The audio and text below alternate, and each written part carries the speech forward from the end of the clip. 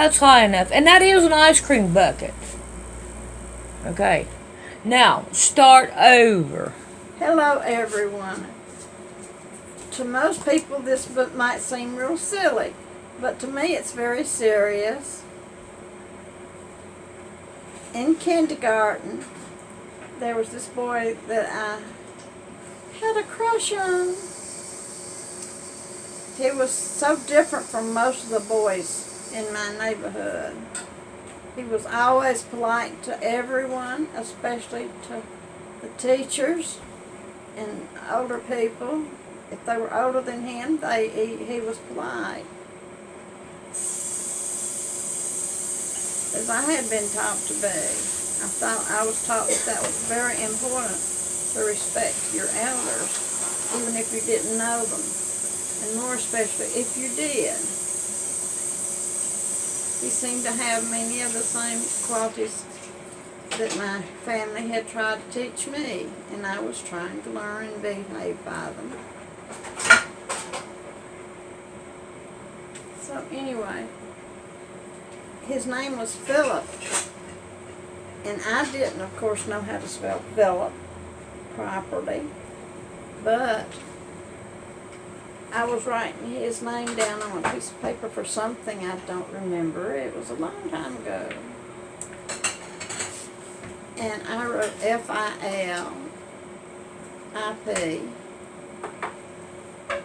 He said, Pat, if we're going to get married later in life when we get older, you need to learn to spell my name. I said, so why don't you teach me? He said, I'm going to do just that right now. He said, I'll be right there. So he went over to the cabinet and he got two tablets and 2 pencils and brought them over. It is kindergarten, remember. And he wrote his name down. P-H-I-L-I-P. He said, I don't want you, unless you want me to go fill up a jug of water and bring it to you, you don't want to write fill up. I said, no, I really don't. And you're right, I should learn to spell your name. You apparently already know how to spell mine, because you've written me 2 notes, and I took them home and put them in my chest.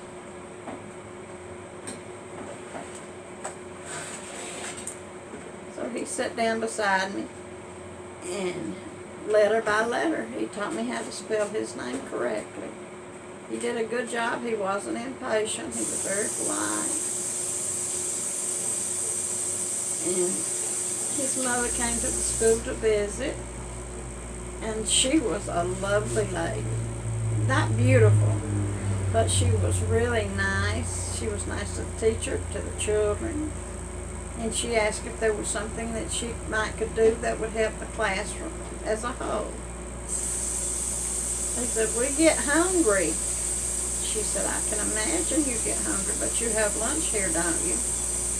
Yes, ma'am, we do. And it's good lunch, too, but sometimes we need a snack in between. She said, well, we'll see if we can do something about that occasionally. Not every day, because that would disrupt your routine.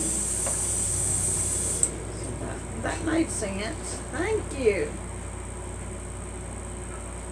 So, I have had Philip on my mind really, really a lot the last probably 6 months. It's many years since kindergarten. A lot of things have happened. But I have determined that I'm going to put down the things that I remember about him and his mother. I think her name was Grace.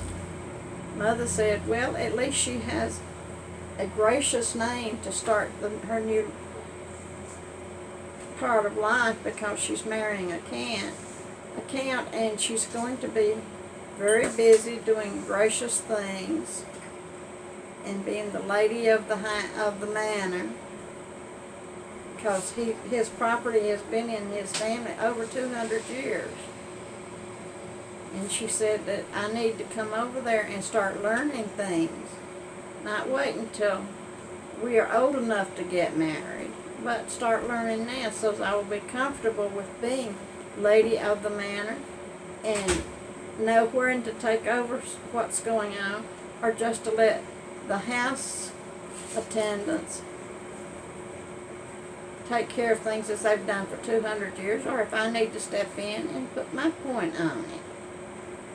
And she said, you can learn it now, and it will be very easy then as you get older to step into the position.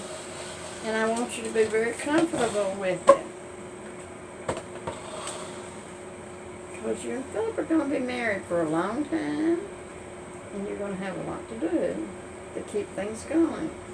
And he's going to need to step into his stepfather's position when the time comes for us. He has no son to take over for him, and he's counting on Philip taking over for him. I said, I think Philip would be very good at anything Philip decides to do. And I'd already made up my mind to that. Because he just, if he was wanting to find out something, he wanted to find out how it started and how he could affect the way it starts. And if he should, not just, I want to do this, but is this something that I should have tried? And I had an aunt who, I was her pet, and she made no secret about it, and she made me some of the most beautiful little clothes to wear to school. One of the teachers I saw at one of the homecomings recently said, you know, Pat, honey, every time I saw you coming, you had on a beautiful outfit. And she said, I feel like that child wears 5 pounds of lace and ribbons to school every day. And I wouldn't doubt if I didn't wear 5 pounds of ribbons and lace, because she just loaded my dresses down with them. She had such a beautiful talent with sewing and design. She made beautiful things for herself and her daughter and granddaughter. They were always so beautifully turned out. But there were some, he would go home and try to explain to his mother and draw her pictures of how my dresses looked and how I looked in them. And then he said one day, he said, Mother, what I need is drawing lesson. He said, I don't know how to do this. He said, I need drawing lessons. So she contacted a world famous artist that she knew and told him Philip's problem and what he said about it. He said Philip's very smart to want to learn how to do it. He said, send him, when does he want to start? She said, yesterday probably would have been too soon. No, not too soon. He said, ask Philip when he would like to come over to my studio and I will start teaching him. He said, I have no problem with thinking Philip may not settle down and concentrate, because that's one thing about that young man. If he puts his mind to something, he will accomplish it. And I'm sure he will. And I would love to be one of the little pointers that starts him on his way. So, he gave him actual art lessons. And Philip learned how to draw the dresses I wore. And we were shown, Mother and I and my brother were shown a large, beautiful chest. Oh, it looked like it was hundreds of years old. And said, this is what Philip's keeping his record of what you wear to school and things like that. And his drawings of them and photographs of them. Because after he started learning to draw, he learned he wasn't going to learn fast enough. He needed pictures. And that would help to reinforce his artwork. And he could compare his artwork with his memory and learn to do it better. And he can show his teacher that's teaching him artwork. And if he has photographs. So I'm going to make arrangements with this photo studio down here where they sell cameras and things. And he said he would also teach Philip how to develop the pictures, and that would give him another venue of appreciation, because he's very taken with Philip's abilities and his determination to do well with what he's doing. So I've arranged for Philip to go down and try out cameras, and when he finds the one he wants, then my friend is going to teach him how to use it properly and how to care for it. So we're starting in a real situation there.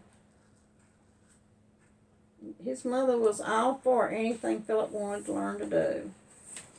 Let's see how long it is.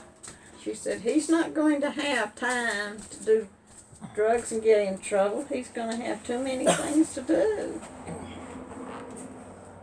I said, well, I don't think he would anyway, but I said, you're right.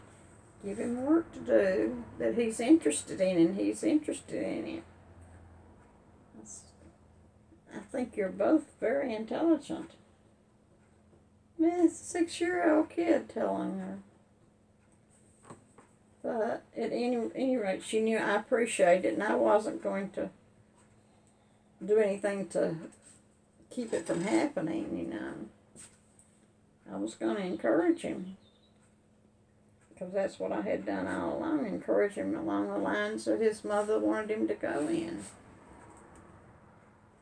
So he came to school in a few days with this really, you could tell it was an expensive camera. The case it was in was just expensive looking, you know. Even kids know when something is expensive, or if it's... Not nowadays. Everything's expensive nowadays. But it don't matter to them now. I know, it's use it and throw it away. Yeah, that's the way it is now. Use it and throw it away. But not then. If you bought a camera, you expect to have it where you grew up.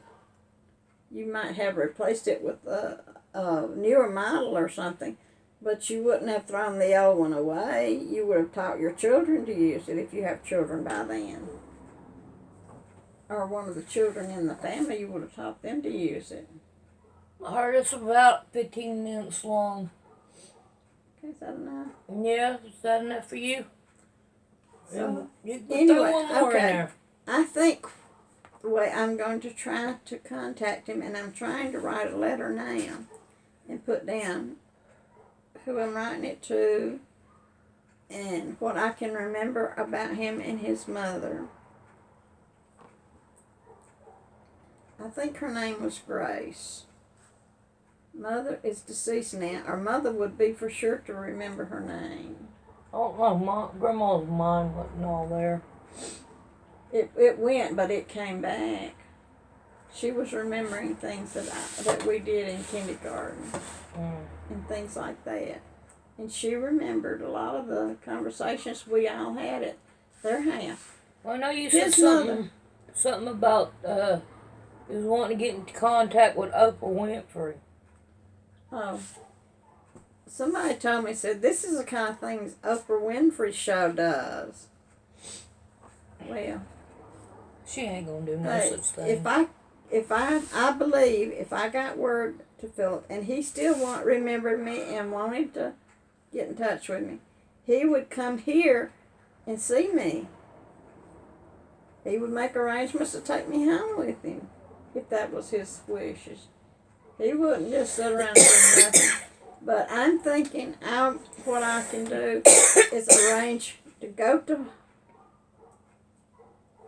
London, England, and get a hotel room for 2 weeks. I'm going to give myself 2 weeks on it.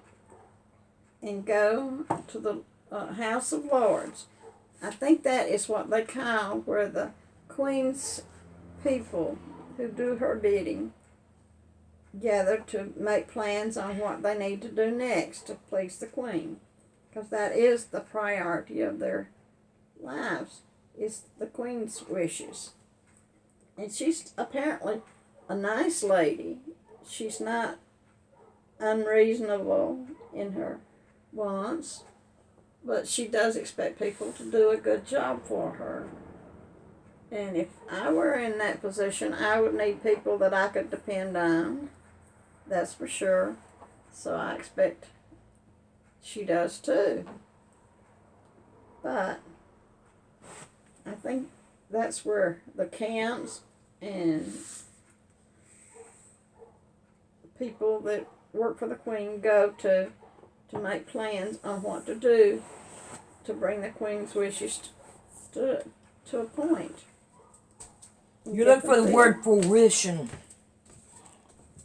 All right, say I might goodbye. never get it done, but I have enjoyed my trips down memory lane and the things that we talked about, just sitting around talking.